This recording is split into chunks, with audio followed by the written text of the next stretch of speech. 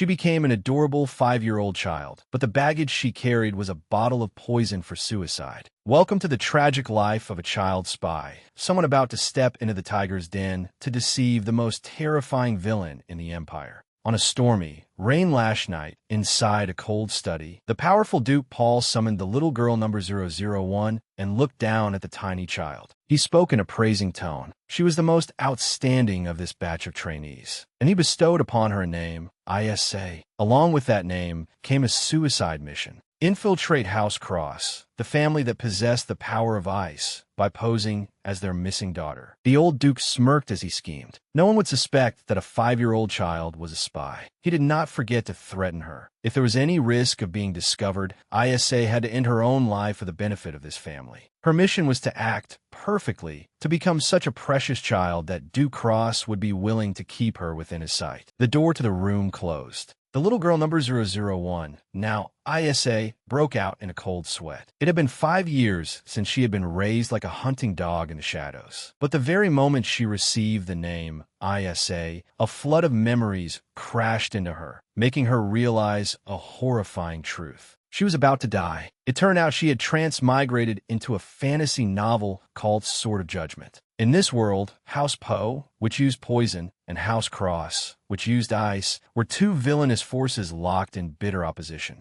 Later, the male lead would appear, defeat both sides, and unify the kingdom. And in this novel, she had been raised as a spy for the ducal House Po. Throughout those years of hellish training, being locked in solitary confinement without food or water, she had no name, so she had no idea which character she had become. Now it was clear. She was a minor villainous side character, one who would be executed after pretending to be the fake daughter. She would even vanish before the male lead had a chance to appear. Looking back at the luggage she had brought for her mission, Isa could only sigh in bitter disbelief. A few sets of ragged clothes and 3 bottles of poison hidden all over her body. How ridiculous! In her previous life, she had also been an orphan, growing up to become an office worker who lived a life of compulsion. She had always whipped herself forward, forcing herself to work day and night, only to meet an absurd death from exhaustion. In this life, she had thought things would be different. She had struggled to survive spy training, clinging to the faint hope that once she grew up, she could win back her freedom. But the cruel truth slapped her hard in the face. If she obediently listened to those deceitful adults, she would definitely die all over again. Sitting in the carriage heading toward Duke Cross's castle, Isa silently calculated. Duke Cross was a villain in this novel, a cold-blooded and heartless man who always wore a black mask to hide his face. It was said that he became even more brutal after his family disappeared during the war against magical beasts. After the war ended, he searched for his wife and child like a madman, but never found them. Because of that, the guilt of failing to protect his family became Duke Cross's weakness. In the end, the Duke shut himself away in his castle, becoming a watchdog who protected only what belonged to him. Standing before the majestic castle in the blizzard, the 5-year-old girl began analyzing the situation. Option 1. Keep playing the role of the fake daughter as in the original. Clumsy acting would certainly lead to death. Skip that. Option 2. Confess that she was a spy. She would definitely have her head cut off by the guards before she could even see the Duke's face. Skip that too. One death full of regrets in her previous life was more than enough. A determined light flashed in Isa's blue eyes. There was only one choice left. The little girl walked shakily toward the tall knight guarding the gate, lifted her innocent face, and said clearly, "Mr. Knight,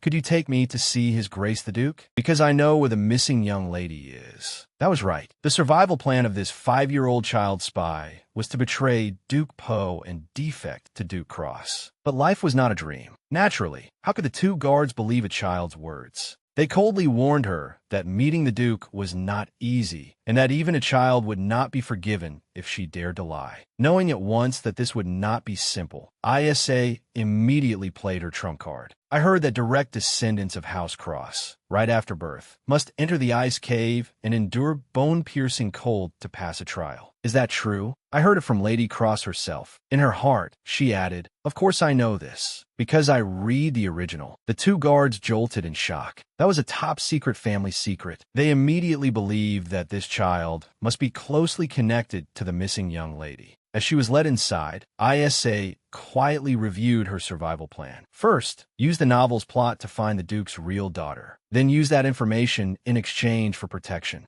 As long as she found his biological daughter for him, then even if her identity as a spy was exposed later, she would still have room to negotiate. The little girl silently clenched her fist. I've successfully infiltrated the Duke's residence. That means the first step is done. Next is guiding the negotiation with the Duke. However, trouble struck faster than she expected. The guard handed Isa over to a maid to watch her while he went to report. The moment Isa looked up, she froze. Red hair and green eyes. This woman was Dorothy, the only person from House Poe who had successfully infiltrated this place, and also a wicked woman in the original who committed cruel deeds without blinking. The atmosphere changed instantly. Dorothy stared at the little girl, her sharp gaze full of suspicion. She whispered, "You were supposed to receive orders to infiltrate under the identity of the fake young lady. Why has the plot changed?" Without another word, Dorothy suddenly pulled out a razor-sharp needle. She charged forward with murderous intent. "If you don't answer, I'll execute you immediately." Terrified, Isa shoved her away. No way. She had finally managed to find a path to survival. Was she really going to die in such an absurd, meaningless way? Using every skill she had learned in training, the little girl ran for her life toward the garden. While she was running with her head down, Isa slammed into a tall man wearing a black cloak. With no other choice, the little girl hugged his leg tightly and begged in a trembling voice, "Mister, please save me. A very scary person is chasing me. Can I hide for a little while?" As soon as she finished speaking, Dorothy rushed over. "Mr. Gardner, have you seen a 5-year-old child run past?" Dorothy did not forget to make up a story, saying that the girl was a suspicious person who dared claim she knew information about the young lady's whereabouts. The moment he heard the phrase, "missing young lady," the murderous pressure radiating from the hooded man became suffocating. Isa squeezed her eyes shut. "This is the end. He'll definitely hand me over." But then the man's deep, cold voice sounded. "I haven't seen any child. Go search elsewhere." After Dorothy left, the man lowered his gaze to the little girl hiding behind his cloak. In a stern voice, he asked, "Do you really know where the young lady is? If this is a joke, then you've gone too far. So tell me the truth." Isa swallowed and decided to play her role to the end. "Yes, actually, I was once in the same orphanage as the young lady. But somehow, I was the only one who managed to escape." The man was shaken. "Where is that orphanage?" Knowing the fish had taken the bait, Isa began negotiating. "I grew up in the orphanage. I have no family or friends. If the bad people find out I revealed the secret, they'll hurt me. So in exchange for the young lady's location, I want the Duke to protect me." The man pondered for a moment, then stood up and said, "All right, I understand what you mean. Follow me. I'll take you to meet the Duke." As they walked, the little girl thought to herself, "I'm so lucky I met someone as kind as him. Judging by how he trusted a child like me the first time we met, he must be a very upright person. But trying to keep up with an adult in this body is exhausting. Is it because his legs are too long? I should start a conversation so we can walk a little more slowly." And so, the little girl sidled closer and started chatting. "Mister, do you have any children?"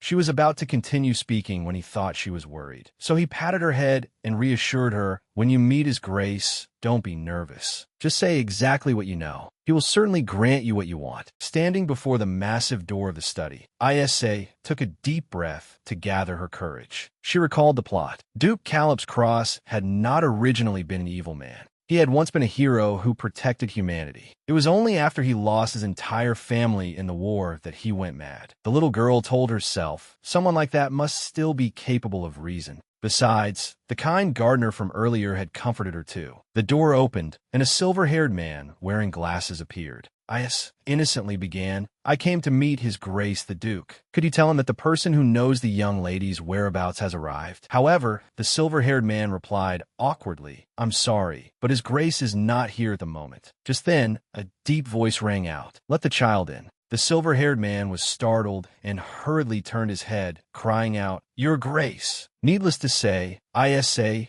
froze completely. Cold sweat poured out of her. Inside the gloomy room, the pressure emitted by the man, who was over 1 meter 90 tall, made Isa struggle to breathe. Though his entire body was hidden in darkness, his mere presence was enough to terrify people. That person spoke in a low voice. "You say you know that child's whereabouts. Where is she now?" The little girl swallowed, telling herself that she had practiced this situation countless times. She absolutely could not be afraid. Isa firmly looked up and asked, "If I tell you where the young lady is, can you agree to grant me one request?" Duke Cross's blazing red eyes flashed in the darkness. "I swear it in the name of House Cross." However, the 5-year-old girl shook her head and refused that oath. "I want a proper legally binding contract." Heavy pressure from the Duke descended on her. "Are you saying you do not trust the oath of House Cross?" Isa was startled and terrified, but the little girl could not give up. "I'm an orphan with no one to rely on. The only thing I can trust isn't someone's oath, but a legally binding contract. For someone like me, raised as a spy since birth, even if I died, no one would care. So words that can change, depending on the situation, are useless to me." Isa continued explaining, "I won't make an unreasonable demand. I also know my place. That's why I want to negotiate with you." Before she could finish, the Duke agreed, but he also gave a chilling condition in return. If the young lady was not at the place the little girl pointed out, she would pay with her own life. Isa nodded and accepted without the slightest hesitation. The little girl's only condition was, "Until I come of age, I want you to find me a legal guardian to keep me safe. That is all I need." The moment the Duke ordered the contract to be drafted, Isa was overwhelmed with joy. She had done it. This tiny life of hers had finally been preserved. However, Isa had no idea what happened afterward, when only the 2 subordinates were left. Knox said worriedly, "Do you mean that, Your Grace? That contract is far too harsh for a child who is only 5 years old." The Duke said calmly, "I have no intention of killing a snot-nosed child. I only wanted to test her reaction." "Do you mean you believe what the girl said?" The Duke said nothing and changed the subject. "You said it was an orphanage near Andrew Swamp." "Correct," Knox said anxiously. "The problem is that orphanage lies deep within House Poe's territory, and through the previous communication channel. Didn't Duke Poe put forward an absurd condition? Duke Cross must go there personally, without knight escorts, bringing only 2 servants, and must hand over the criminal territory to the kingdom. Even setting aside the issue of land, going alone is far too dangerous, especially when Duke Poe has already been provoking us along the border." But Duke Cross did not waver. He calmly ordered, "Tell them I accept. Whether it is enemy territory or a blood-soaked battlefield does not matter. I need to find my daughter." Looking at his master's resolute back, Knox could only hold his forehead and sigh. He understood all too well that whenever family was involved, the Duke lost all reason. Besides, the child Isa's appearance was far too suspicious. She had even pointed them directly toward House Poe's lair. Could she be a spy planted by House Poe itself? News that Duke Cross was preparing to enter enemy territory alone to find his daughter spread throughout the castle. While biting into a piece of bread, Isa calculated anxiously. "At this rate, there's someone I'm starting to worry about. Speak of the devil, and he shall appear." An ice-cold hand grabbed Isa from behind. It was Dorothy. The red-haired spy smiled sinisterly. "You successfully lured the Duke in a House Poe's trap. Impressive." She tightened her grip on the little girl's shoulder and whispered, "Now we've outlived our usefulness to His Grace Duke Poe. We'll be eliminated soon." Isa clenched her fists. Memories of Duke Poe's cruelty flooded back. If Duke Cross really went alone, he would certainly be killed by Poe without leaving a trace. And of course, to silence all loose ends, every spy planted here, including Dorothy and Isa, would also be sent to the afterlife. In that life-or-death moment, Isa's mind worked at lightning speed. The little girl abruptly turned around and looked straight into Dorothy's eyes. "Wait, I have an idea." The little girl calculated silently. First, the only condition she needed in order to survive was for Duke Cross to stay alive. And Dorothy did not know about the contract between her and the Duke. That meant Dorothy could not be certain that she had betrayed Poe. Whatever her true intention was, the result had given Duke Poe a golden opportunity. In a situation like this, the way for both Duke Cross and herself to survive was to let Duke Poe know that Dorothy was Poe's spy. Once Dorothy was exposed as a spy, Duke Cross would have a legitimate reason to bring an escort with him. and if Dorothy was removed, the threat to ISA would also decrease. Calm down, Dorothy. We're in the same boat. Using the skill of mixing truth and lies, ISA began manipulating the assassin's mind. The little girl explained that impersonating the Duke's biological daughter was too risky, so she had made up the story of knowing the young lady's whereabouts and fabricated false evidence to buy time. Who would have thought the Duke would act so recklessly?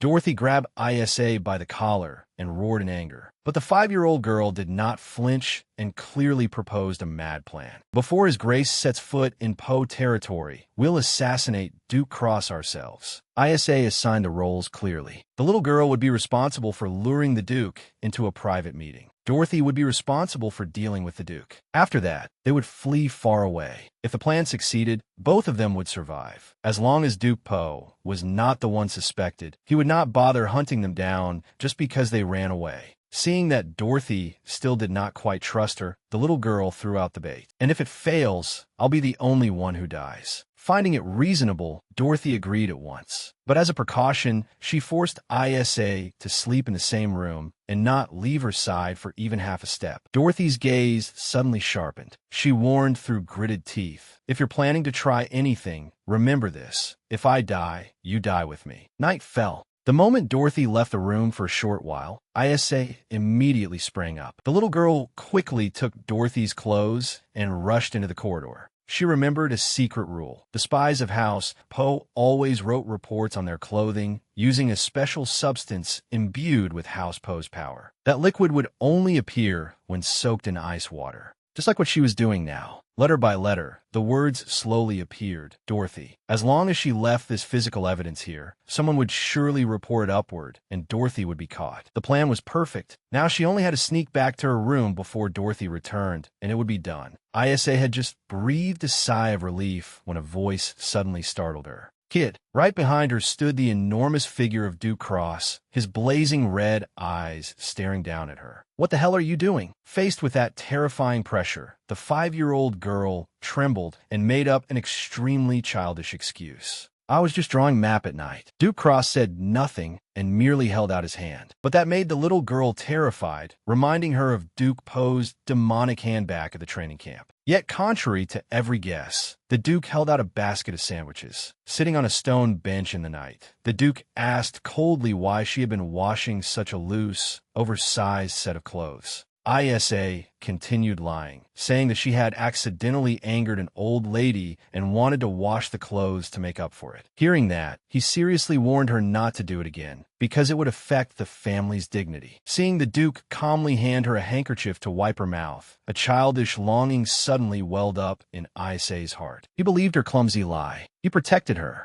If she had such a dependable guardian, perhaps she really could find happiness. But when ISA innocently asked, "Uncle, have you ever thought about having a child?" the atmosphere instantly froze. The Duke's gaze darkened as he replied coldly, "I do not need any other child." Hearing him say that, she realized this man must already have a child. She did not know what had happened, but he looked terribly heartbroken for some reason. After returning to her room, ISA shook her little head hard to wake herself from the dream. She could not let her heart soften. Her only goal right now was to survive. Just then, Dorothy aggressively opened the door and questioned her. "Where did you go just now?" To avoid making her suspicious, ISA answered innocently, "I only went to have a snack with the gardener, to get some useful information." Dorothy finally believed her, then wanted to discuss the next step of the plan. The little girl had arranged to meet the Duke in a closed room, using the excuse that she would reveal top-secret information about the young lady. In that room, there will only be me, you, and him. You will be responsible for assassinating the Duke. After that, we will take advantage of the chaos to flee abroad. That was what the little girl said. But Dorothy would definitely not succeed, because inside the closed room, the moment Duke Cross turned his back, Dorothy charged forward with a razor-sharp blade. However,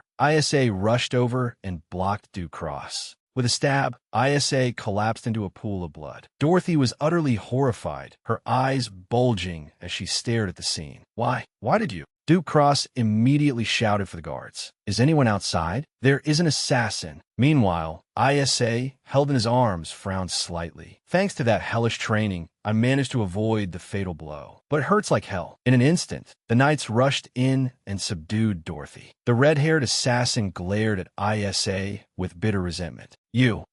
Although the pain pierced all the way to her bones, the 5-year-old girl still raised the corner of her lips in a half-smile full of triumph. Success. Rewinding time to 5 years ago, when a continent was devastated by invading monsters. It was Duke Cross who rose up like a savior. With his power of ice, he built a defensive wall, drove back the monsters, and brought victory to humanity. But on the day the hero returned in triumph, what greeted him was terrible news. His entire family had vanished without a trace. After 5 full years of searching in vain, the Duke gradually fell into the abyss of madness. He locked himself inside his castle and put on a black mask to hide the cowardice and despair of a man who could not even protect his own family. He had grown too exhausted from waiting for news of his family, not knowing whether they were alive or dead. Just as he was about to drink poison and end this painful torment, a blonde-haired little girl crashed into him and pitifully begged for help. Back in the present, Duke Cross looked at Isa, lying unconscious on the sickbed, with a complicated look in his eyes.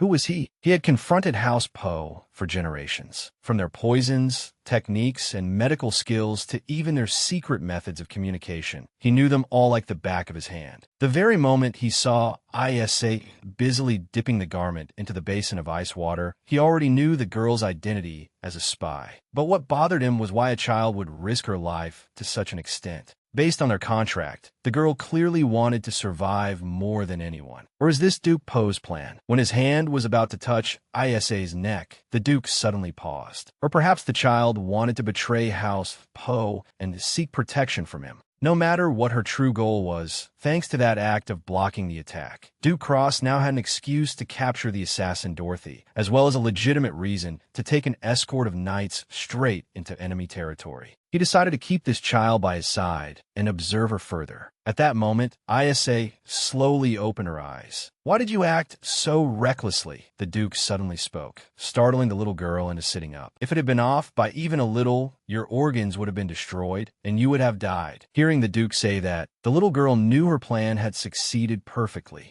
Now she only needed to answer the question correctly, and everything would be done. Isa blinked her large round eyes, about to use flattery. "Because you are the hero of the continent, and the person who promised to protect me." But before she could finish, the Duke coldly cut her off. "Enough. Stop lying. I already know you are a spy of House Poe." A chill ran down Isa's spine. The Duke calmly added, "It seems the two of you did not trust each other. That maid was also gathering evidence to prove that you were a spy." Hearing this, Isa blamed herself. "How could I have been so careless? If Dorothy was discovered to be a spy and arrested, she would definitely accuse me. That was why I risked my life, with no other choice but a plan to take the blow for the Duke. I thought that if I showed them a small child risking her life to block a knife for him, they would consider Dorothy's accusation against me meaningless. But if Dorothy had also been gathering evidence to prove I was a spy, then everything was truly over." Isa trembled as she spoke. "Am I going to be killed?" Looking at the little face that had turned deathly pale with fear, the Duke unexpectedly raised his hand and patted the girl's head. He sighed, then comforted her softly. "Calm down." As he spoke, Duke Cross placed a sheet of paper into Isa's hand. It was the contract the two of them had signed. The contract was still in effect, and only he would know that she was a spy. "If you truly told me where my daughter is, I will have you become the adopted child of a Viscount. So do not worry." Isa stared blankly, unable to believe what was in her hand. The Duke continued, "You took a knife from me. Furthermore, thanks to you, I can now openly and justifiably lead troops in a House Poe's territory. In other words, you have saved me twice. Since I owe you a life, I will also give you a chance." Tears spilled from Isa's eyes. All the restraint, resentment, and fear she had held in for so long burst free. "Thank you, Your Grace. You are my lifesaver." Under the cold Duke's mask, the corner of his lips lifted into a faint smile. He answered gently, "Stop talking nonsense. Rest." After the assassination incident, Isa's life suddenly entered a new chapter. The maids doted on her to the utmost, and she leisurely sat eating delicious strawberry cake like a true young lady. But behind that innocent appearance, Isa's heart was extremely heavy. She understood very well that this peace was only temporary. It would only last until the Duke found his biological daughter. using the excuse that he had received an official apology from Duke Po after the assassination incident. Duke Cross openly and justifiably led 50 elite knights straight into enemy territory to search for the missing young lady. Before Duke Cross left, he allowed me to stay at the Duke's castle until a suitable guardian was chosen for me. But I need to quickly find my own way to survive. While waiting for the servants, Isa stared absent-mindedly out the window. The little girl suddenly remembered the gardener uncle who often wore a black cloak. Thinking back to the days when she was bedridden because of her wound, it was he who had secretly brought her sandwiches and cared for her tenderly. He was the first adult in this world to treat Isa kindly. However, after the Duke left the castle, he stopped appearing as well. Thinking that he might be on vacation with his real family, a childish wave of jealousy suddenly rose in the 5-year-old girl's heart. But Isa did not have time to be sad. Today was an extremely important day, the day she would meet the Viscount Frisia family. They were the future guardians personally selected by Duke Cross. With the intelligent skills she had gained through harsh training, Isa had memorized all the information about this family. Sitting opposite the Viscount and his wife, the little girl behaved so perfectly that their jaws nearly dropped. Isa not only knew that their territory was famous for wheat, but also declared boldly, "If I am adopted, I would like to personally cultivate crops and research agricultural technology. Of course, I also would not mind marrying for the glory of House Frisia." After saying that, the little girl secretly felt proud. How about that? Isn't this the perfect standard for becoming an adopted daughter? But looking at the way they stared at her, Isa suddenly grew a little worried. The Viscount and his wife smiled awkwardly and answered, "We are truly grateful that you have learned so much about our family. Yes, I can understand why Duke Cross praised you so highly." Isa frotse. Why? Did I do something wrong? I have to win their favor no matter what. Before the little girl could continue showing off her advantages, the door suddenly burst open. A maid rushed in frantically, carrying an urgent letter from the Duke. The Viscount and his wife were visibly delighted. They were certain that the Duke must have found his daughter and hurriedly sent the good news. But the maid's face was deathly pale. Trembling, she announced a thunderbolt of news. They could not find the young lady. They had searched the entire orphanage and the surrounding area, but found nothing. The night squad was withdrawing and returning. The teacup in Isa's hand crashed to the floor and shattered. The little girl's heart skipped a beat. She could no longer hear anyone calling her. At the same time, in the ruined wasteland near Andrews Swamp, the sky was dyed a brilliant blood red. Duke Cross stood silently amid the rubble, tightly gripping a torn child's sock stained with mud. Around him was a dead land, a place where humans had never set foot. A cold thought echoed in the Duke's mind. If that child was truly here, just as Isa said, then her chance of survival was zero. There was nothing left at all. Duke Cross turned and ordered the knights to withdraw. His back looked so lonely and desolate that it was haunting. He had once been a hero, the shield that protected the entire continent. Yet he could not protect his own family. He locked himself behind a mask because of his cowardice, desperately clinging to the faint hope brought to him by a child. But now that hope had been completely extinguished, my reason to live has disappeared. I no longer even have the right to live. The Duke's hand clenched tightly, his body sinking into endless darkness. I must end this right now. That is the only way for me to atone. Meanwhile, Isa was running like mad. The original story had completely changed. The missing young lady was supposed to be found at the orphanage, but now there was no trace of her at all. The contract protecting her was still in effect because she had provided the location.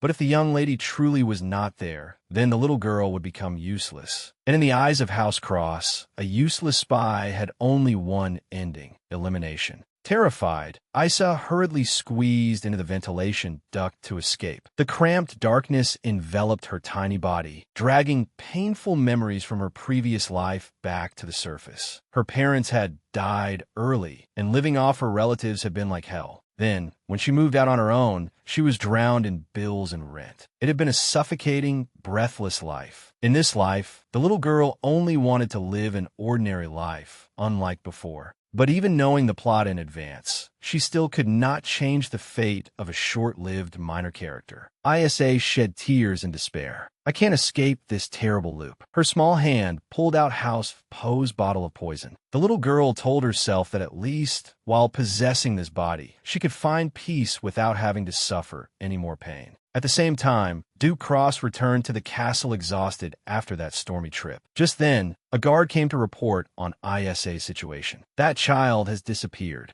The maid beside him also said worriedly. The girl disappeared as soon as she heard that the young lady could not be found. And the only thing left in the storage room was a bottle of poison belonging to Duke Poe's family. The Duke's heart felt as though someone had squeezed it tight. Without hesitating for even a second, he rushed outside like a madman. The Duke hastily threw on a black cloak and ran desperately through the vast garden. Isa, if you're there, answer me. It's me. It's the gardener uncle. His hoarse, panicked voice echoed through the dark night. His despair at not finding his daughter had made him forget that the 5-year-old child had also bet her entire life on that information. He remembered the image of Isa trembling yet bravely proposing a deal. He remembered the relieved smile of the little girl when she thought she had found a path to survival. And yet now, he had unwittingly pushed her to the brink. The girl had been so afraid that she would rather choose death than face his wrath. What have I done? That child, Isa, is only a 5-year-old child. Duke Cross covered his face and spoke helplessly. I am sorry, Isa. So please. And then a young voice rang out. Gardener uncle. The Duke immediately snapped around. In a hidden corner behind the bushes, he saw a small figure curled up. Isa said in despair, I've done too many wrong things. I was going to die. Isa whispered softly, Uncle, I'm so scared. I want to live. Those words awakened the Duke. Even though there were thousands of reasons to give up his life, when he saw that small figure, he began to want to live so that he could protect this child. The Duke gently reached out his hand. Isa, take my hand. It is dangerous there. But Isa stepped back. The little girl was afraid that if he helped a sinner like her, he would also be implicated. Realizing that even in this situation, the little girl was still worried about him, the Duke's heart ached even more. He said firmly, You did nothing wrong. Isa, all those sins and all those burdens belong to the adults who failed to protect you. That responsibility is mine, not yours. I know this is selfish, but please give me a chance to make up for it, to atone for my mistakes. The moment the small hand and the large hand touched, it seemed as though every storm outside came to a halt. The Duke pulled the little girl into his arms. He held her tightly, using his large cloak to shield her from the coldness of the world. In that warm embrace, Isa suddenly burst into sobs.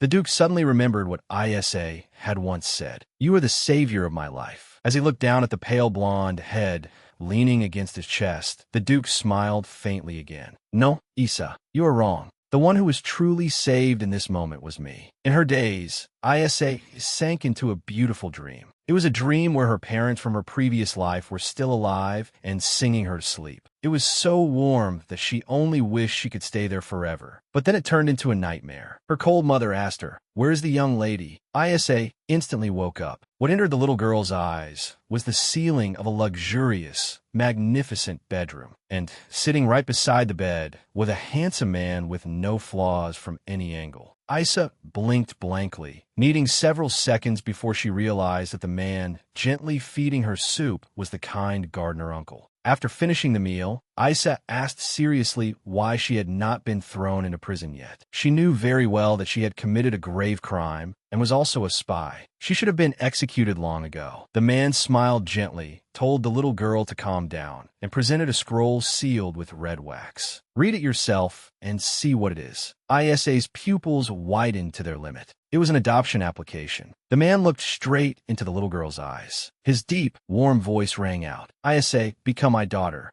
Isa asked shakily, Is it really all right for me to become your daughter? I have no intention of lying to a child. Tears welled up and spilled from Isa's eyes. At last, she had found a real adult who cared about her. But precisely because of that, she did not want him to be dragged into this. Seeing that she still would not agree, the Duke spoke. Why are you hesitating? I'm grateful that you protected me, but I don't want to turn you into a fugitive. The man reached out and took that tiny hand, gently reassuring her. Don't worry about House Cross. Just sign your name. I know you are no ordinary child, but I am more than capable of shouldering that much trouble. With that, the Duke rang the bell and called people in. The white-haired aide entered together with Viscount and Viscountess Frisia. They bowed respectfully. Your Grace. Then, when they looked up, they were so shocked they could not speak. Before everyone, he had removed the black mask he had used to hide his face for many years. Under countless stunned gazes, the man calmly lifted Isa into his arms. His authoritative voice rang throughout the room. From this day forward, this child is the young lady of House Cross. Her name is Isa Cross. Held in those sturdy arms, Isa's brain officially overloaded. What? Gardner Uncle was actually Duke Cross?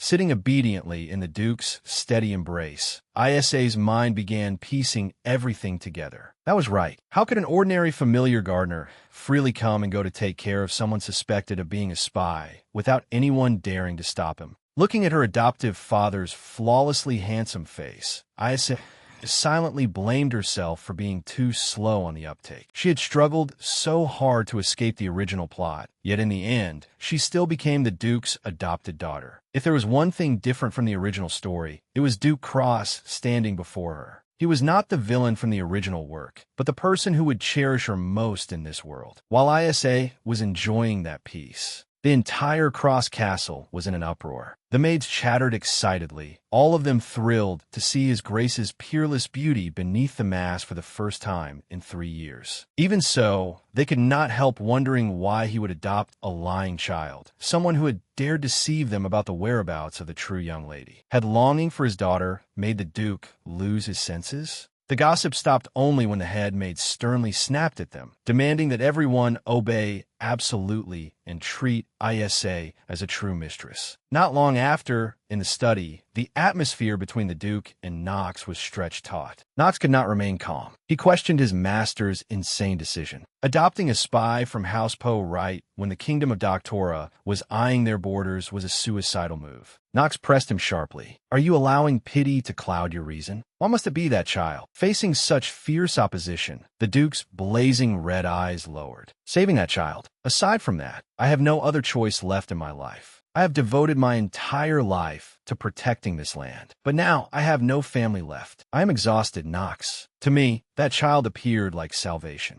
I know you are worried, but please trust me this once. Hearing his master's heart-wrenching words, Knox sighed helplessly. He accepted taking a step back, but on one condition. If they later discovered that Isa had deceived him and become a threat to House Cross, he had to abandon the girl without hesitation. In a dark bedroom under flickering candlelight, a letter bearing the emblem of House Poe was being written. Isa's report. Infiltration of House Cross has succeeded. Isa came trotting down the hallway. She greeted Knox with a bright smile, but what answered her enthusiasm and sparkling eyes was only a weary sigh and a perfunctory greeting from him. Watching his cold back as he walked away, the smile on Isa's lips vanished. That was right. Branded a liar, it was only natural that everyone hated her. Although she had prepared herself mentally, each time she faced it, her tiny heart still could not help aching. In this cold castle, the only person she could rely on now was Gardner Uncle, that mighty Duke. Thinking that, Isa pulled herself together and pushed open the door, rushing into the Duke's room with a radiant smile. When asked why she had come,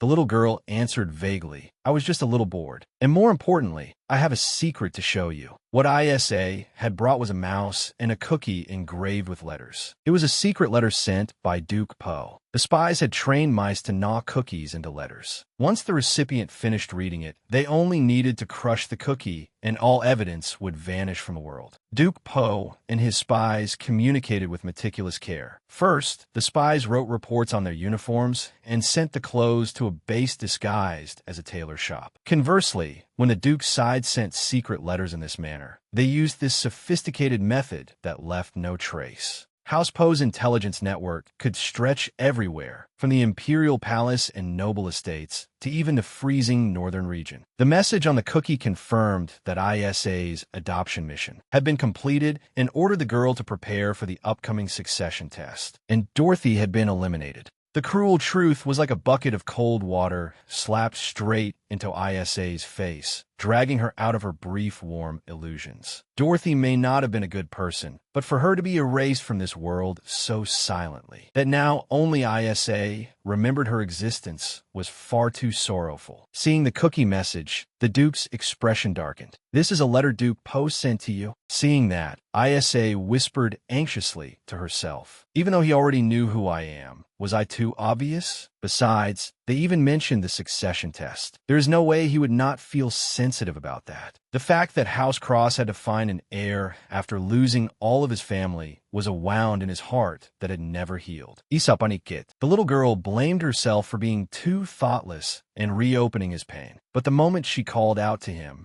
the Duke crushed the cookie into 100 pieces with his bare hand. Have those bastards lost their minds, sending such cruel words to a 5-year-old child? When a servant escorted her back to her room on the Duke's orders, Isa's eyes remained fixed on his figure. He was not angry because of her. He was angry on her behalf. The feeling of being protected made her tiny heart tremble with happiness. The little girl told herself that she would definitely become someone he could rely on. To do that, the first thing she had to do was erase the image of a liar from everyone's eyes. Returning to her room, Isa tried to win over May, the maid serving her. The little girl cheerfully wanted to share her strawberry cake, but May immediately stepped back and refused. Not giving up, Isa took out cookies and offered them to her. But May bluntly said, "Young lady, you do not need to force yourself. No servant here wants to be friends with you in the first place, especially after you broke your promise to find the true young lady."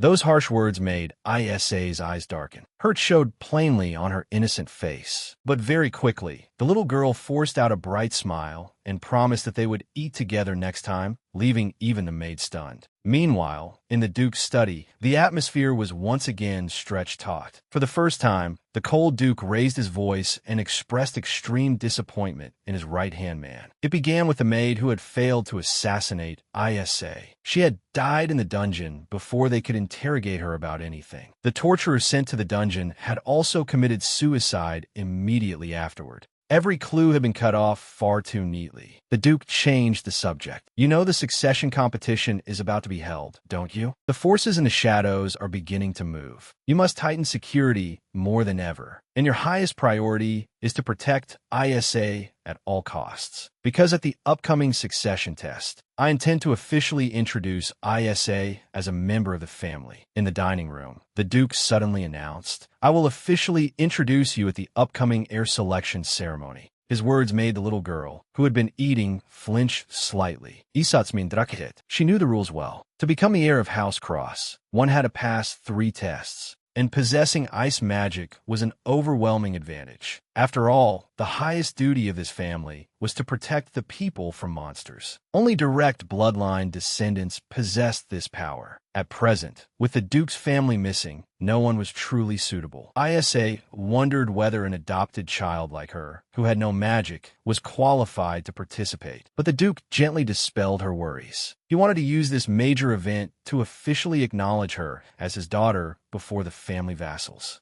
That way, from now on, no one would dare treat the little girl badly again. So he knew everything about her being isolated in this mansion. Isa's heart suddenly felt strangely warm. The little girl thought to herself that she could endure everything as long as he stood on her side. The next morning, the Duke had to leave for the northern front to subjugate monsters. So he came to lift Isa into his arms and told her to look for Nox if she needed anything. So that was why he was dressed so warmly. In that case, she would be alone for a while. Seeing the little girl sigh, the Duke suddenly said, half joking and half serious, that if Nox dared give her a hard time, she could just hit him directly on the head, and he would turn a blind eye. That domineering instruction left Nox frozen, his jaw clenched in frustration. And so began the days when Isa was supervised by Nox 24 hours a day. The little girl trotted out for a walk. Nox followed behind her with an extremely displeased expression. Looking at Isa's waddling steps, he turned to ask the maid, "Are all children this age like ducklings?" Then he muttered to himself and produced a conclusion with a strong, scholarly flavor. According to research, immature organisms often appear cute in exchange for protection from others because they are not yet capable of securing food on their own. Hearing that analysis, Isa blushed with embarrassment. The little girl silently scolded him. "At first, I thought he was just rigid. Who knew he was an eccentric in such a bizarre way?" But that brief peace did not last long. A maid rushed over in a panic to report that Marquis Lily had arrived without any prior notice. Isa searched her memory of the original plot. Marquis Lily was from a branch family of House Cross, famous as a flashy, frivolous nobleman who reeked more of high society than of a knight's virtues. And most importantly, he only showed his face here when the Duke was absent. Before anyone could invite him in, the Marquis entered on his own with a fake smile. I was merely passing by and thought I could come pay my respects. But where is the Duke? When Knox answered coldly that his grace had gone to subjugate monsters, the man even pretended to be surprised. Clearly, he had deliberately come to poke his nose into the family's succession matters while the master was away. Sensing trouble coming, Isa quietly stepped back, intending to slip back to her room. But unfortunately, the Marquis's son suddenly ran over and crashed into Isa, knocking her to the floor. Instead of helping a child up, he glared, dusted off his own clothes, and scolded her. "Why were you standing in the way so insolently?" Seeing him walk around the Duke's mansion as if this were his own home, Isa was furious. But if the little girl got angry and argued, she would only turn herself into a laughingstock. At times like this, it was better to endure a little. So she put on a bright smile and said, "I apologize. I was not watching where I was going." But this boy laughed nastily. "If you want to apologize, kneel down and beg for forgiveness." Knox immediately said coldly, "Lord Tex, this young lady is the princess of House Cross's main line." The name Tex Lily made Isa freeze. Wasn't this the person destined to become the Duke's next heir in the original novel? After learning Isa's status, Tex not only showed no respect, but even sneered mockingly. "An adopted child like you can never become the heir. After all, House Cross has no need for a useless person. Without ice magic." Isa struck back. "But you don't look like an heir either. A narrow-minded child like you is not fit to inherit this family." To prove his strength, Tex furiously raised his hand. A sharp stream of freezing ice magic surged straight toward Isa and Knox. Pointed ice formed and stabbed directly into the floor, radiating a bone-chilling, murderous aura. Standing behind Knox, Isa widened her eyes without the slightest fear. Tex gave an arrogant, smug smile and asked, "See, do I still look petty now?" The little girl looked straight into his eyes and declared clearly, "His Grace the Duke is respected not because of his ice power, but because he uses it to protect everyone. But you only use it to threaten the weak." Being lectured by a snot-nosed child, Tex flew into a rage and was about to attack, but Knox intervened in time. The pressure from him made Tex's face turn pale. Knox warned through gritted teeth, "Even if you are people of House Lily, if you dare touch the young lady again, you will not be able to bear the consequences." At that moment, Marquis Lily finally appeared with a fake smile. "It seems this retainer is quite loyal." Then, as he brushed past, he whispered into Knox's ear, "Once our Tex comes of age and takes over as the head of the family, I will have to personally re-educate the subordinates on their manners." Knox was unafraid and smiled scornfully. "I will remember your words." The old Marquis left in anger, not forgetting to leave behind a contemptuous remark. "Insolent fool." As soon as the old Marquis left, Isa accidentally picked up a fountain pen that had fallen from his pocket. On the body of the pen was engraved a single name, Luz. That name struck Isa like a bolt of lightning. According to the original novel, Duke Cross's family had once consisted of 5 people. But all of them had disappeared mysteriously, leaving only the Duke behind. His second son, Lucas, had once been kidnapped by a human trafficker and sold to a circus for an exorbitant price. And the name of that cruel trafficker was Luz. That meant Marquis Lily and the trafficker Luz were either accomplices, or they were the same person. The old man coveted the heir's seat while heartlessly kidnapping his own cousin's biological son. Her original plan had been to reconnect the locations of the missing children one by one and inform the Duke. But the young lady's location had differed from the original work she knew, and in the end, he had failed to find his daughter. That was why the little girl hesitated. If the information she had differed from the original story once again, then not only would she certainly be thrown out this time, but the Duke would have to suffer heartbreak all over again. Looking at the bright yellow shoes that the Duke had personally put on her feet, Isa could feel the boundless love he held for his lost children. The little girl made up her mind. "Because you have helped me so much, Uncle, I will not hesitate anymore, and I will do everything to protect you." Meanwhile, Knox was still extremely angry because of the insolence of the Lily father and son. If the Duke had not, no, if at least the young masters had been here, an incident like today would never have happened. Young Lady Isa had handled the situation unexpectedly well. In just a fleeting moment, she had displayed true nobility. Had His Grace seen this potential in her when he decided to adopt her? If that child could truly become a great source of strength for him, then perhaps I, too, could finally let go of some of my lingering regrets over the young masters. While lost in thought, he suddenly discovered a small mouse with strange blue footprints on the floor. Remembering what the Duke had once told him about Duke Poe's spies often using mice to send messages, Knox immediately followed the trail. The footprints led straight to Isa's room. The door swung open. Knox froze when he saw Isa bent over, writing something with blue ink smeared all over her hands. Before the little girl could say anything more, Knox's hand clamped tightly around Isa's small wrist. "What are you writing?" Meanwhile, while the Duke was subjugating monsters, he received urgent news from Knox, sent through a magic orb. The message written inside said only this: "The secret meeting place between Isa and Duke Poe has been discovered. I am on my way there." Without the slightest hesitation, the Duke ordered a spatial gate to be opened immediately. "We must return to the mansion right now." The atmosphere inside the carriage was terrifyingly silent. Isa secretly glanced at Knox, who sat opposite her with an icy expression. The little girl thought to herself that he must be very angry with her. Rewinding time to a few hours earlier, Isa knew that when the Duke was away, her authority was greatly restricted. She needed to find Lucas, the son of House Cross, who was being held captive at a circus. But how could a child go there on her own? And so Isa decided to use a cat-like trick to drag Knox into it. She deliberately used blue ink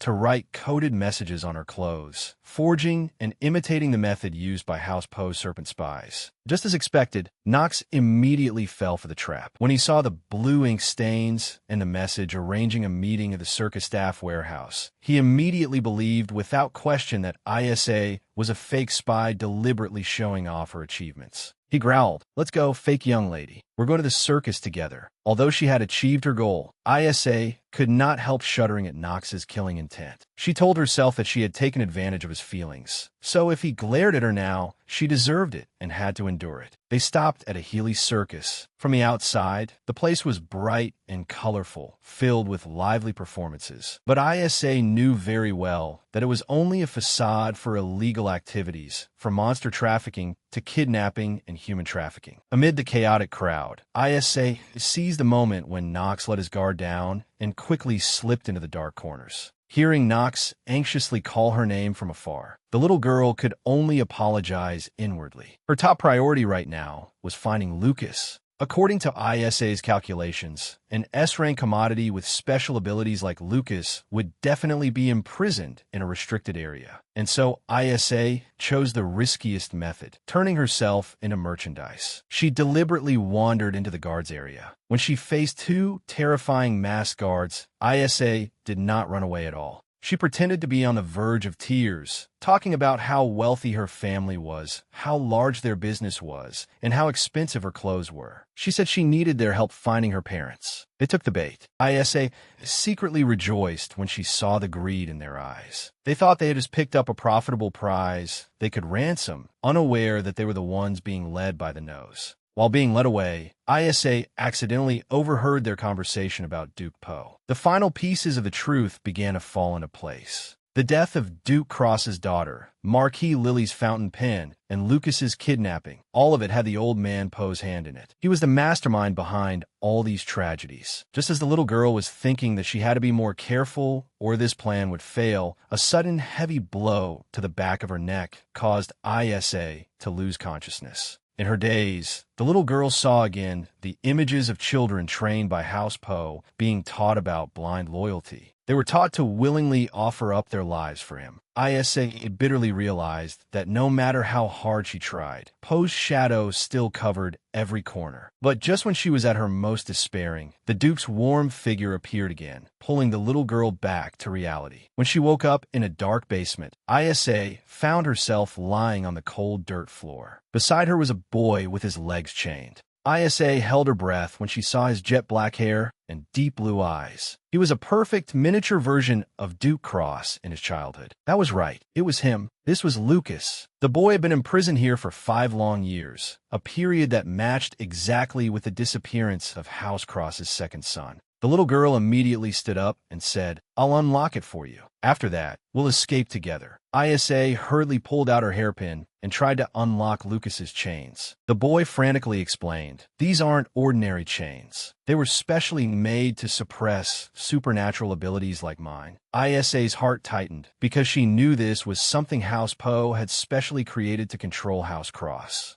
Back when she was in House Poe, the little girl had undergone training to open this shackle within 5 seconds. If she failed, she would die. Thanks to that experience, Isa quickly succeeded in unlocking the shackle. But when she eagerly tried to lead Lucas away, the boy's expression darkened. "Did Duke Poe send you here? If not, why can you open this?" Isa panicked and tried to explain, but she accidentally called Lucas by name. That made the boy's face darken even more. "You know my name, don't you? First, they sent adults to torture me, and now they sent a clumsy brat like you. How ridiculous. You're Duke Poe's spy, aren't you?" Isa anxiously explained. "What? I'm not a spy or anything like that." But a whispering voice beside her ear made her freeze. "Can you really say with confidence that you are not? No matter how much favor you receive from the Duke, and no matter how hard you try to resolve your past, as long as you are a born spy, you can never escape it. Doesn't it seem as though everyone around you already knows?" No, that was not true. At least one person was not like that. That person trusted her, truly loved her, and treated her like his own daughter. That gave Isa faith. The little girl stepped forward. "Yes, I used to be a spy, but I didn't become a spy because I wanted to. My parents abandoned me, and Duke Poe raised me to be his tool. But those times were painful. I lived and fought with everything I had, trying somehow to escape it, until I met Duke Cross and was saved. I heard about you while I was still in House Poe, and I thought that if it was you, someone kidnapped by Duke Poe when you were so young, then you would want to escape from him, just like I did. Also, I thought that if I found you, I could repay Duke Cross's kindness. So I will definitely take you back to your father. Please run away with me. Lucas." But Lucas only replied coldly, "Is that so?" The boy suddenly used ice magic to freeze Isa's legs. The boy no longer trusted anyone, not even the father Isa mentioned, because the person you call my father didn't come looking for me for 5 whole years either. Without waiting for Isa to explain, Lucas suddenly unleashed his power. A massive surge of freezing magic exploded outward, shattering the chains and destroying the sturdy stone wall. The boy left coldly, abandoning Isa amid the wreckage with a brutally indifferent wish of good luck. However, Isa quickly realized one truth. Lucas was not as cruel as he appeared. The ice pillars he created had actually been skillfully loosened, making it easy for her to escape from the collapsing rubble. Isasikhet inwardly. So he had a softer heart than she had thought. Compared to the arrogant text from before, Lucas's abilities were truly on an entirely different level. As she was busily chasing after Lucas, Isa suddenly heard meowing coming from under the wreckage. A poor kitten was trapped over there. As Lucas fought the guards, he could not help thinking about what the little girl had just said. Why had that dandelion-headed fool said those things to provoke him? But if that child's word were true, if she had no other choice but to become a spy when she was just an orphan child, then every passing day must have been horrifying. She must have despaired at her circumstances and collapsed thousands, tens of thousands of times, just as he had while waiting for his father for the past 5 years, believing that one day he would come save him. That child had not given up like he had, but had fought until the very end. Maybe talking a little more would not be so bad. Lucas turned back, just in time to see the little girl stop without the slightest hesitation to save the kitten, despite the danger lurking around her. This made him deeply confused. The boy shouted, "Idiot, what are you doing here instead of running away?" Isa awkwardly explained, "Well, there's a cat here." But right at that moment, a dark shadow suddenly appeared from behind. An assassin raised a sword high and stabbed toward Lucas. Isa screamed in terror, "Lucas, watch out behind you!" Blood splattered across the scene, signaling an ominous turn. In a dark corner of the circus, Knox was facing the kidnappers. They shamelessly offered him a price of 5,000 gold for information about the blonde-haired girl's whereabouts. Knox curled his lips in contempt. He knew perfectly well that this was an old, worn-out trap set by House Poe's minions. But just as the negotiation grew tense, a subordinate came rushing over with terrible news. The S-rank experiment had lost control and was rampaging, destroying everything. Knox froze when he sensed an extremely powerful pressure enveloping the space. There was no mistaking this cold energy. It was the ice magic of House Cross's direct bloodline. He wondered in shock whether the missing young master, gone for so long, had actually been in this hellish place all along. Knox quickly rushed inside, and seeing ice everywhere only confirmed the suspicion in his heart. But right then, the black-cloaked figures appeared again, surrounding Knox and intending to silence him. But an even more terrifying killing intent swept in. The door collapsed, and Duke Cross appeared in full authority like a god of war. He growled a single question. "Where is ISA?"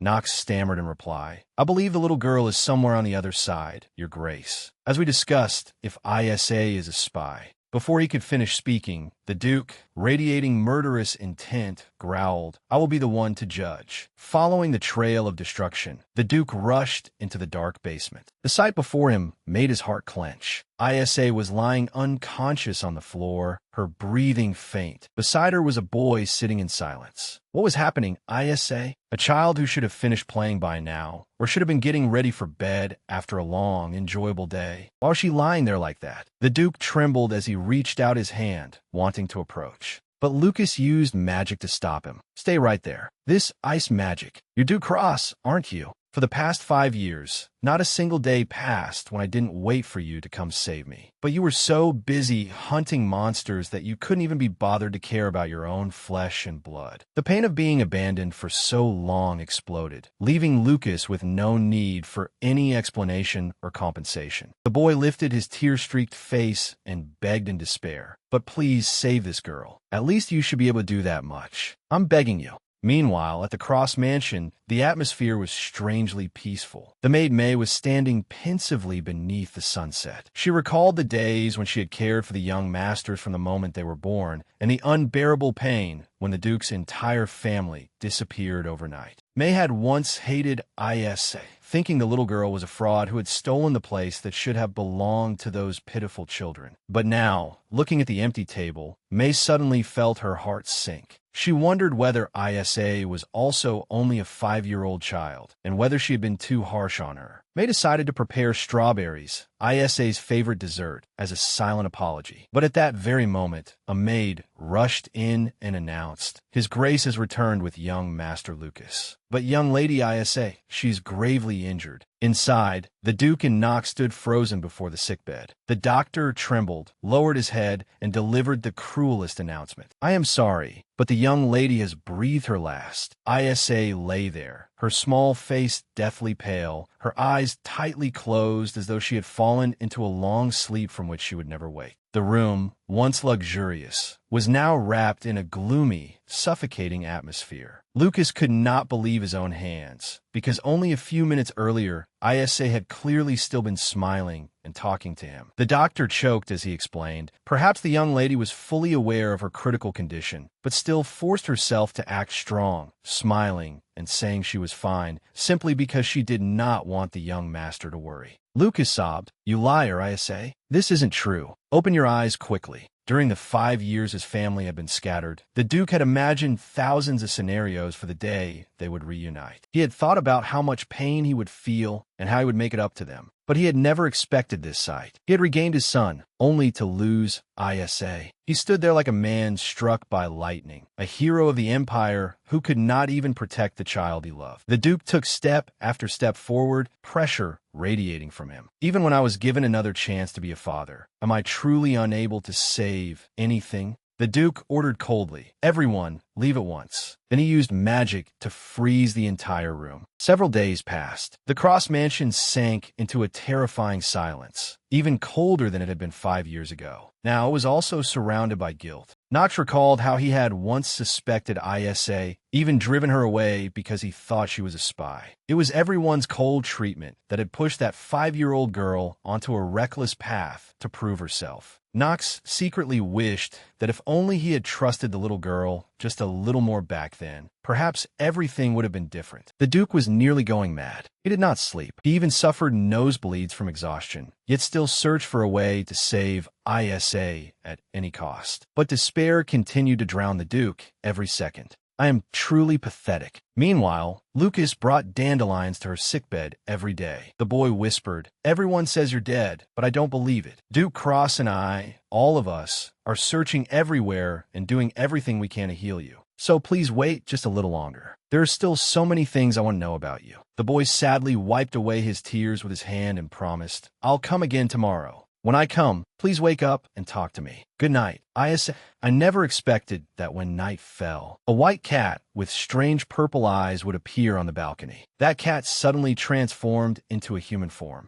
Then he went to Isa's side, propped his chin on his hand, and wondered, so did she die in the end? In his long, endless life, the cat had witnessed all kinds of deaths until he was sick of them. The death of a terrified animal ending its life inside a cage, and the death of a rampaging monster at the hands of humans. Whatever life died, it was all the same to him, because to him, those deaths were no different from all the ones before. Yes, that had been how it was. But when he witnessed a tiny, fragile human like Isa daring to step forward and protect someone stronger than herself, the cat remembered Isa's face at that moment. It was a face that seemed to be screaming that she had to live, that she absolutely must not give up. I wanted to ask why her eyes looked like that. He lightly touched Isa's forehead and said softly, "I hate unfinished stories most of all. Come on, wake up and tell me your story yourself, little one. See you again, Isa." In the deep darkness of the void, Isa found herself surrounded by shapeless shadows. A voice rang out with great interest. "You brought back something rather interesting from your trip to the Duke's mansion." The only thing the little girl clearly remembered was a set of stark white teeth bared in a bizarre grin. But just as the darkness was about to swallow her, a dazzling light rushed in. A boy with shimmering silver hair appeared and gently touched her forehead. He smiled and said, "You'll know my identity soon enough." Then he vanished with a farewell. "See you again, Isa." Then Isa woke up on the sickbed and called softly, "Uncle." The Duke could not believe his own eyes. He stared in shock at the child, now healthy, lying on the bed. Lucas, beside her, immediately ran over and hugged the little girl tightly. His whole body trembled uncontrollably. The doctor standing nearby could not believe his eyes and exclaimed in a shaking voice, "The young lady's heart had clearly stopped. And yet now she is abnormally healthy. This is truly a miracle." While waiting for the doctor to examine her, Isa secretly wondered about the dream she had just had. Could it be connected to the real Isa from the original story? The person who existed before I possessed this body? At least, nothing like this happened when I first took over. And the boy at her dream, too. Who was he? She truly had so many questions. But seeing how worried everyone looked, the little girl decided to keep it a secret so no one would have anything more to trouble their hearts. Isa smiled cheerfully and reassured them, "I'm all right. I feel perfectly healthy." The Duke suddenly spoke. Never do anything so reckless again." Only then did the little girl realize that the Duke, who had once been so healthy, was now frighteningly thin. Lucas and even Knox wore pained expressions as well. In the end, she had made everyone worry again. Isa smiled and promised, "Yes, I won't make you worry again." While the Duke buried himself in work to forget his pain, Lucas volunteered to stay behind and take care of Isa. But the boy said nothing, making the atmosphere somewhat awkward. So Isa tried to find a topic to talk about. "Lucas, who brought these flowers?" He replied coldly, "I did. Is there a problem?" Isa asked awkwardly, "Oh, I was just wondering, why dandelions instead of bright, colorful flowers?" Lucas answered calmly, "Because your hair always fluffs up like a dandelion. By the way, I heard Duke Cross adopted you." That question made her guess inwardly. So this was what he wanted to ask. Everything at the circus had been so chaotic that they had not had a chance to talk. From Lucas's point of view, it was completely understandable that he was angry. While he had been kidnapped, a girl of unknown origin had been adopted as the Duke's daughter. On top of that, he still believed Duke Cross had abandoned him. He must have felt an even greater sense of betrayal. Seeing the little girl looking so gloomy, Lucas could not hold back anymore and pinched her soft cheeks. Lucas said shyly, "I'll accept you as my little sister. But why do you keep calling me by my name instead of calling me Big Brother?"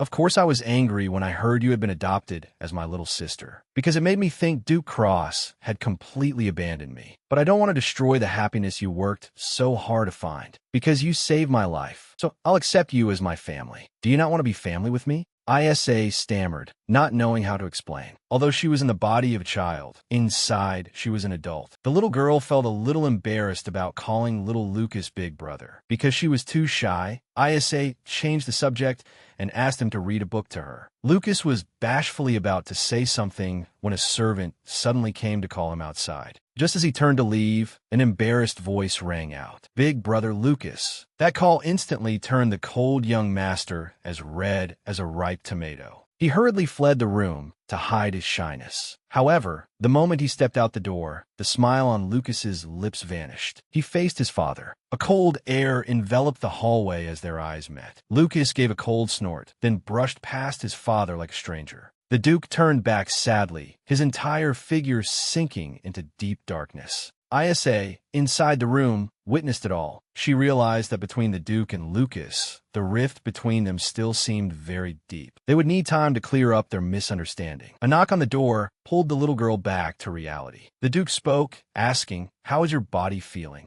The little girl immediately answered with full energy, "I feel better than ever." The Duke smiled in relief. Good. Seeing the Duke like that, the little girl suddenly felt guilty. Although, in the end, I'm very happy Lucas was found. I nearly caused his grace another deep wound. But I hate even more the thought of disappointing him with uncertain information. The Duke suddenly hugged the little girl tightly and said in a choked voice, "Thank you for finding Lucas. And I'm sorry for letting you fall into danger. Once again, everything is all right. More importantly, shouldn't you clear everything up with Brother Lucas?" Just then, Nox and May appeared and bowed their heads. "We sincerely apologize, Lady Isa." Nox regretted always doubting her intentions. As for May, she was tormented over the harsh words she had said when Isa tried to befriend her. "We will accept any punishment your grace deems appropriate." Instead of resenting them, Isa smiled magnanimously. "Both of you cherish Duke Cross more than anyone else, don't you?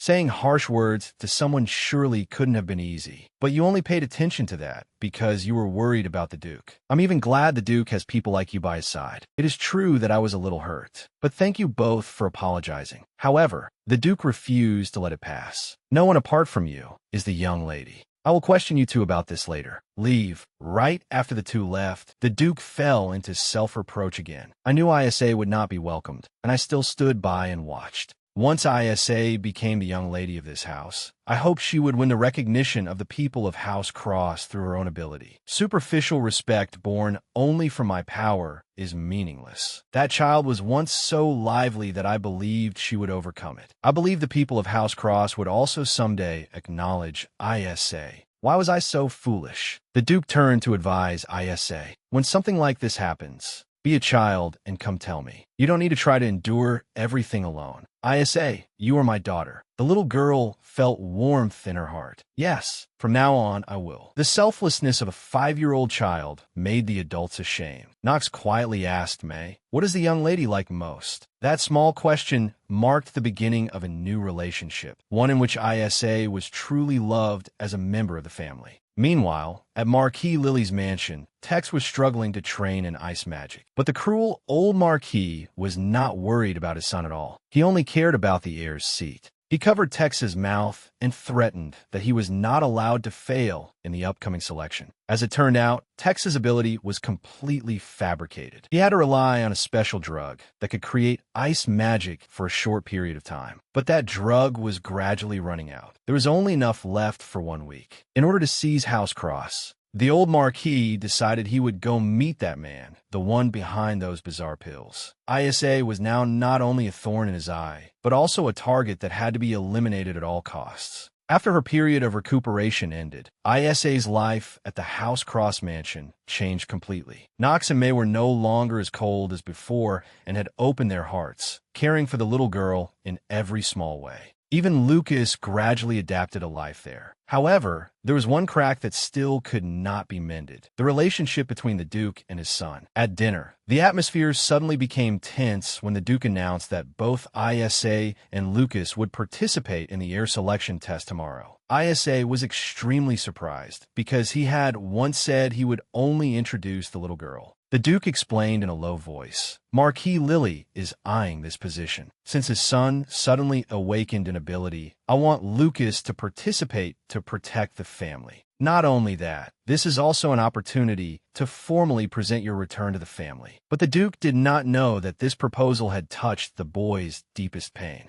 Lucas slammed the table and shot to his feet. His dark blue eyes were filled with resentment. "What is so great about this damned family that you were willing to throw away your own family for it? I was an idiot for thinking you might have remembered me, even a little." After saying that, he ran back to his room. Isa quietly followed to comfort Lucas, then listened to him tell her about the 5 years he had spent imprisoned at the circus. There he had been tortured and used as an experimental subject. More painful than anything were the brainwashing words of the cunning Duke Poe. He often read newspapers to Lucas, deliberately showing him images of his father busily hunting monsters while forgetting the child rotting away in a dungeon. He planted the thought in the boy's head that Duke Cross would never come to save him. Because of that, Lucas had completely lost faith in fatherly love. He intended to withdraw from the competition, believing he had no ability and not wanting to be a tool for a heartless father. So he decided he would catch that human trafficker to take revenge and that he would definitely find his mother and older brother. When she heard him mention that the cruel human trafficker's name was Luz, Isa suddenly froze. The memory of the fountain pen she had picked up from Marquis Lily's pocket came back clearly. The name Luz was engraved on it as well. If Lucas had seen Luz, and her guess was correct, Isa immediately asked if he remembered what the man looked like. He had brown hair and yellow eyes, and he gave off an air of greed. The day of the competition finally arrived. Security was tighter than ever. Marquis Lily appeared with a triumphant expression, but his son Tex was trembling nonstop. It turned out that, in order to fake ice magic, he had taken too many forbidden drugs and was suffering side effects. Isa walked over with the bearing of a true young lady. The little girl stared straight into Tex's panicked eyes, then gave a razor-sharp warning. "You look a little different from usual lately, so I thought I should ask. It seems you accidentally ate something you shouldn't have, didn't you?" Marquis Lily, standing beside him, began to break out in a cold sweat. He could not believe that a 5-year-old child could see through his family's life-or-death secret. To divert attention, he began mocking Isa as useless because she had no ice ability. However, Isa only smiled and replied, "Thank you for your concern, but there is something you still do not know." At that moment, a small but authoritative figure stepped forward. "This is Lucas Cross, Duke Cross's second son. He will also participate in this competition." Seeing Lucas, Marquis Lily nearly collapsed. He wondered in shock how the child he had once sold to the circus while wearing a mask could possibly be standing here. He comforted himself that he had hidden his identity very carefully. But Lucas's presence was a painful slap to his ambitions. With no way to retreat, he leaned close to his son Tex's ear